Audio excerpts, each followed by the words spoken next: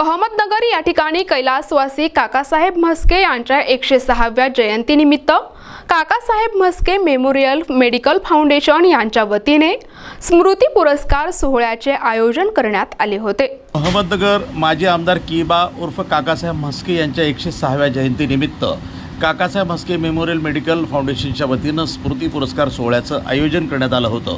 या प्रसंगी संस्थेचे कार्यकारी विश्वस्त डॉक्टर सुभाष म्हस्के, विश्वस्त डॉक्टर सुमती म्हस्के, विश्वस्त डॉक्टर अभितेज म्हस्के, विश्वस्त डॉक्टर दीप्ती ठाकरे, संस्थेचे CEO आर्किटेक्ट समीर ठाकरे, प्राचार्य डॉक्टर अनुराधा पाटणकर, प्राचार्य नितीन ढुबे, प्राचार्य अजित चवरदार आदी उपस्थित होते। या प्रसंगी काकासाहेब म्हस्के यांच्या स्मृतीप्रित्यर्थ ग्रामीण भागात शिक्षणाची सेवा देणारे साहेबराव घाडगे पाटील यांचा शिक्षण भूषण, दुर्गम आणि आदिवासी वाडी वस्त्यावर आरोग्य सेवा देणारे डॉक्टर हबीब शेख यांचा आरोग्य भूषण, लोककलावंत माजी नगरसेवक भाऊसाहेब उडानशिवे यांचा समाजभूषण, ज्येष्ठ पत्रकार मोहनीराज लहाडे यांचा वृत्तभूषण आणि साहित्यिक गीताराम नरवडे यांचा साहित्यभूषण पुरस्कारानं गौरव करण्यात आला। कार्यक्रमाचं प्रास्ताविक संस्थेचे कार्यकारी विश्वस्त डॉक्टर सुभाष म्हस्के, हरिभक्तपरायण डॉक्टर नारायण महाराज जाधव यावेळी बोलताना म्हणाले, माजी आमदार कीबा उर्फ काकासाहेब म्हस्के यांनी नगरच्या समाजकारण, शिक्षण, आरोग्य सेवांसह जिल्ह्याच्या कृषी पाणी प्रश्नासाठी महत्त्वपूर्ण असं योगदान दिलेलं आहे। या प्रसंगी पुरस्कार प्राप्त मान्यवरांनी आपलं मनोगत व्यक्त केलं। या कार्यक्रमाचे प्रास्ताविक डॉक्टर अभितेज म्हस्के यांनी केलं, तर आभार संस्थेचे CEO समीर ठाकरे यांनी मानले। माझं भाषण काही फार लांबणार नाही अशी मी तुम्हाला ग्वाही देतो। पत्रकारितेत सुरुवात करतानाच मला काकासाहेब म्हस्के यांच्या जीवन कार्याची ओळख पटली, दिसली, त्यांच्या कार्याची महती मला जाणवली। शेती, माती आणि ग्रामीण जीवन यांच्याशी निगडीत त्यांचं काम होतं। जसजशी माझी पत्रकारितेत मी काम करत गेलो तशी त्यांच्या कार्याची महती मला जाणवत गेली। तोच वारसा डॉक्टर सुभाष म्हस्के पुढं चालवत आहेत। ग्रामीण आरोग्य, शेती, शेतकरी यांचे जीवनमान उंच व्हावे याच्यासाठी ते जे काम करतात आणि अशा संस्थेकडनं आपला गौरव व्हावा हे खरंच म्हणजे भाग्याचं लक्षण आहे। उत्पादन करणाऱ्या जे काही व्यक्तिमत्व आहेत त्यांचं हे सत्काराचं निमित्त आहे आणि या निमित्ताने या ठिकाणी समाजामध्ये हे आदर्श जे आहेत ते आदर्शाचं स्थापना केली जाते। त्यामुळे ह्या प्रसंगाचं अतिशय औचित्य आहे। तसं पाहिलं तर हा जो सोहळा आहे हा फार अल्प प्रमाणात संपन्न होत आहे, परंतु या ठिकाणी दीपकलिका धाकोटी बहु तेजाते प्रगटी पैशी सद्बुद्धी ठेकोटी म्हणू नये। दिवा लहान असतो पण त्याचा प्रकाश घरभर पडतो, त्याप्रमाणे हा कार्यक्रम या अल्प स्थानामध्ये जरी या ठिकाणी होत असला तरी याच्या ज्या काही विचारधारा आहेत त्या विचारधारा सर्वत्र प्रसृत होतील अशा प्रकारची ह्या कार्यक्रमाची योग्यता आहे। या ठिकाणी आज खरं जर पाहिलं तर ज्यांचे ज्यांचे सत्कार झाले त्या सत्कारणीय व्यक्ती ज्या आहेत तर त्या अत्यंत योग्य किंवा उचित अशा प्रकारच्या आहेत। हजारोंना जीवदान देण्यासाठी त्यांनी कामगार हॉस्पिटलची निर्मिती केली। कष्टकऱ्यांचा कार्यकर्ता म्हणून मला जरा या व्यासपीठावर आज बोलायची संधी मिळाली। कष्टकऱ्यापेक्षा, कामगारापेक्षा निसर्गात वावरणारे पशु आणि पक्षी, दर्या खऱ्यामध्ये वावरणारे पशु आणि पक्षी हे सकारात्मक जीवन जगतात।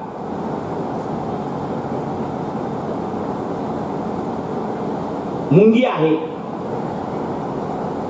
तिच्या वजनापेक्षा 1000 पट वजनदार अन्न ती सुरक्षित ठिकाणी नेऊन साठवते,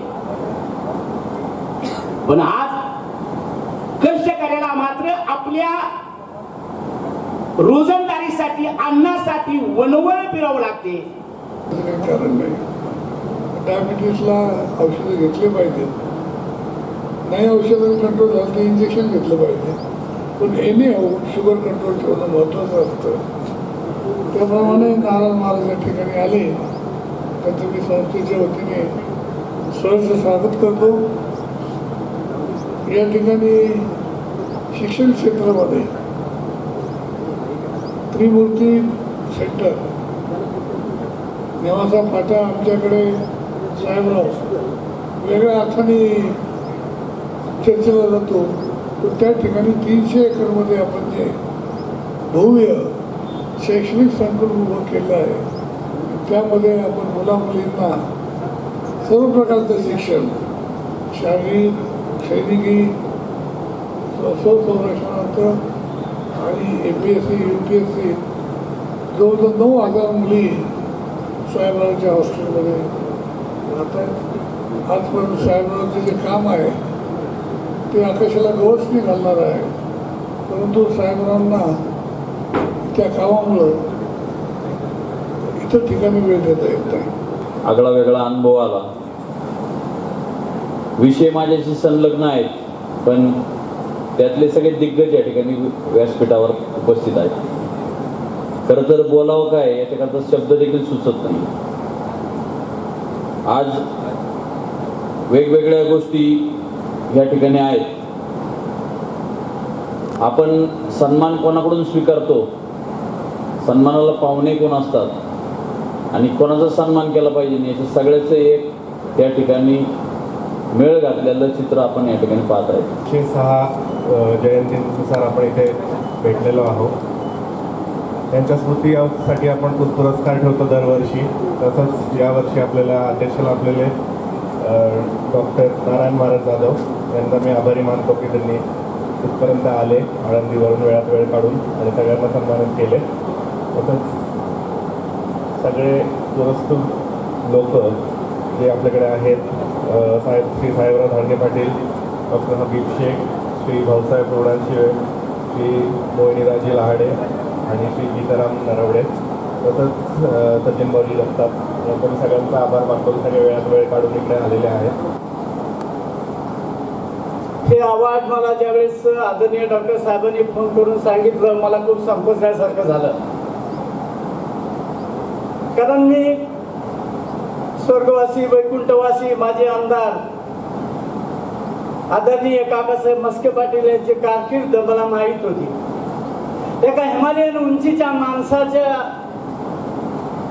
166व्या जन्मदिवशी एक शिक्षणामध्ये एक छोटंसं काम केलेलं आहे. कारण नगर जिल्ह्यात खूप मोठमोठ्या संस्था आहेत आणि नगर जिल्ह्यामध्ये एवढ्या मोठमोठ्या संस्था असताना माझ्यासारख्या एका छोट्या शिक्षण संस्था चालणाऱ्या माणसाचा सत्कार तुम्ही सर्वांनी करायचं ठरवलं, हे खरंच मला संकोच झाला.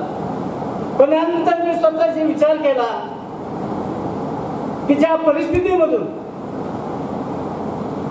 तुमच्यापैकी बरेच जण मुलं मुली आलेले असतील,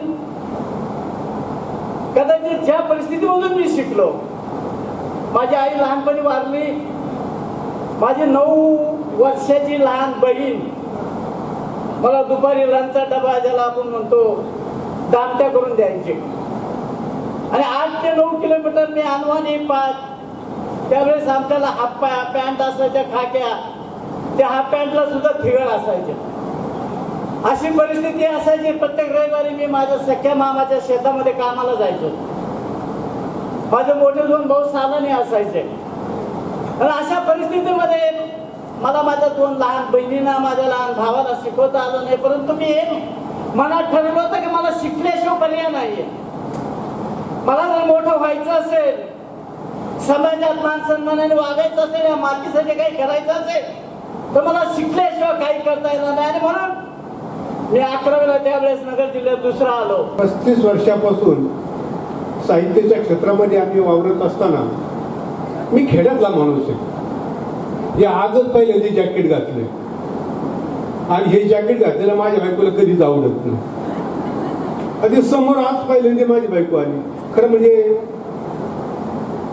एक तर कधी मी कार्यक्रमाला तिला बोलवत नाही आणि आम्ही बोलायला लागलो पण त्यांच्या कपाळावर आठ ठेकडलं.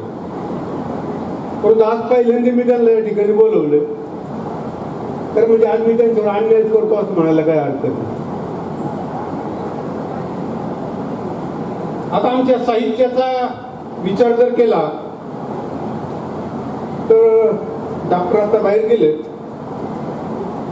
खरं म्हणजे 1976 साली मी 10वी SSC सुटलो आणि खरं सांगायला हरकत नाही, पत्नी समोर बसलेली आहे. मी 10वीला असताना 16व्या वर्षी माझं लग्न झालं आणि लग्न झाल्यावर 21 दिवसांनी मी परीक्षेला गेलो. NTV news Marathi, Ahmednagar.